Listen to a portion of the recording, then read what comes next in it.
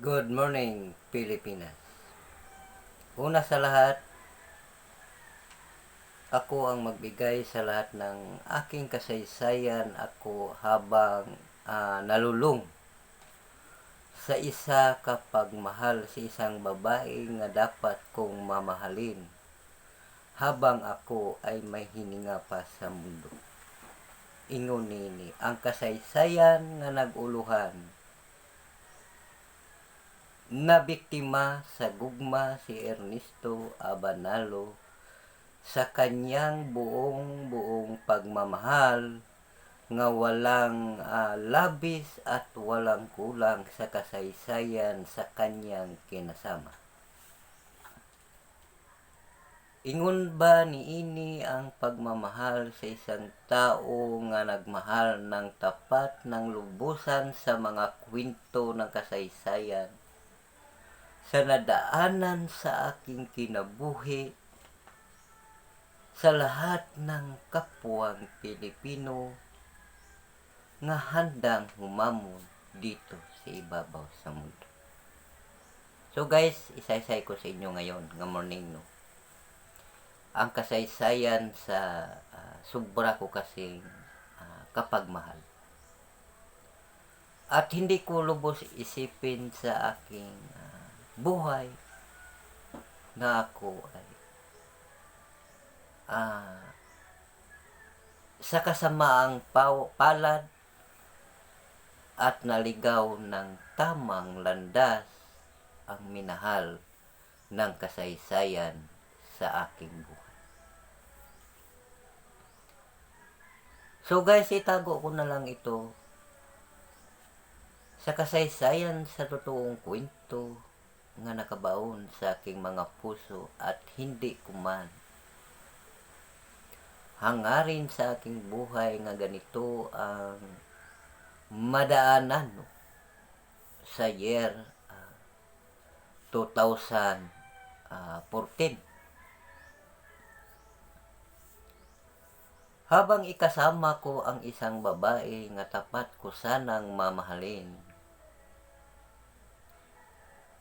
At akala ko ay siya na.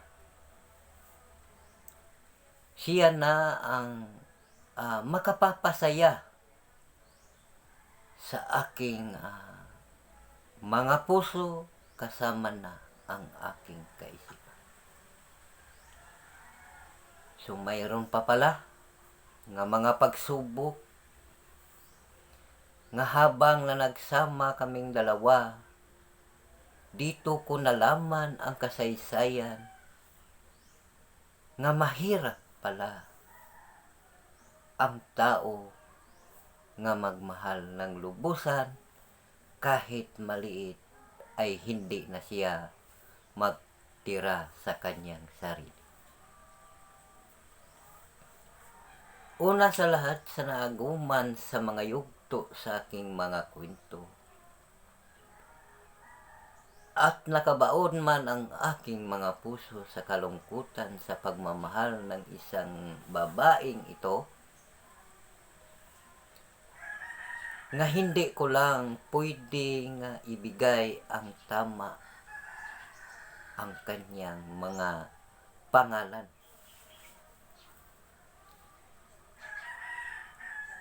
At nakarating ang tamang poem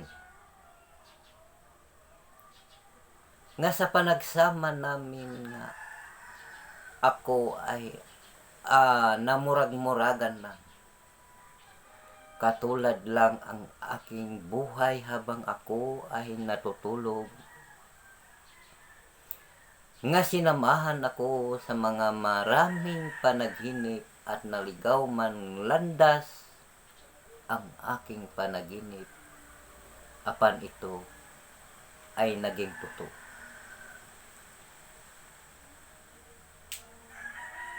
Habang ako ay nagtatrabaho sa bilang isa ka driver sa GBG Trading, Antipolo City, Manila. At hindi ko akalain sa aking buhay nga ito ang mabungad ko nga sobrang sakit nga sa kasaysayan ay siya ang aking iniibig. Nabungad ko ang unang mga halik sa ibang tao nga nagmamahal sa kanyang buhay. At dito nagulo ang kasaysayan ng landas sa aking mga puso. At dinaanan ko man ng maraming luha sa aking mga mata. Nang dahil sa kalungkutan nga hindi ko alam kung ano ko kagawin ang aking kinasama sa aking buhay. Mahirap pala, idol, nga tayo lang ang magmahal. Ang kapatner nga ikasama sa ating buhay ay hindi marunong magmahal nandito sa atin. So, hindi nagtagal. Oras sa mga yugto ng araw nang yan, nakita ko sa aking dalawang mga mata ang kasanag kailaw kuningning sa kalungkutan sa aking mga puso nga naghalikan silang dalawa. Bigla ako, guys, para akong napupunaw sa aking tinayuan at hindi ko alam kung ano ang gagawin sa aking sarili. So, mahaba ito ang panagkwento at nagawa ko at hindi ko alam na bigla ako sa aking kinasama sa aking buhay. Umuwi siya sa aming tinirahan at dito nagulo at malaking hamon at hindi ko kinaya sa aking buhay. Para, idol, nga maiwasan ko nga hindi ko siya masaktan, akala ko nga nandyan na.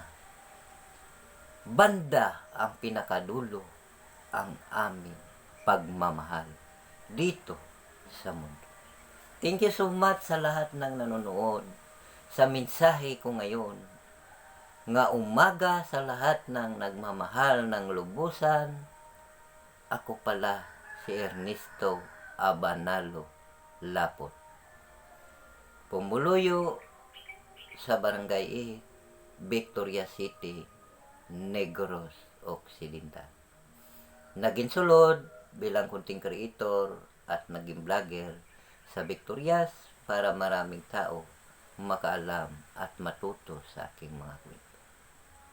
So guys, thank you so much sa mensahe ko ngayong morning natin nga pinalabas ko sa kasaysayan nga dadaanan sa aking mga puso. Nandito ito ngayong morning. Thank you so much sa lahat ng nanonood. So good luck, God bless us all.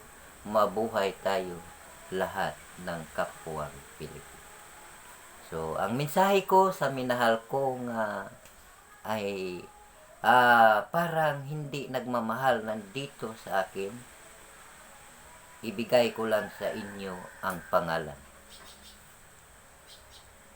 Alias Aris, no?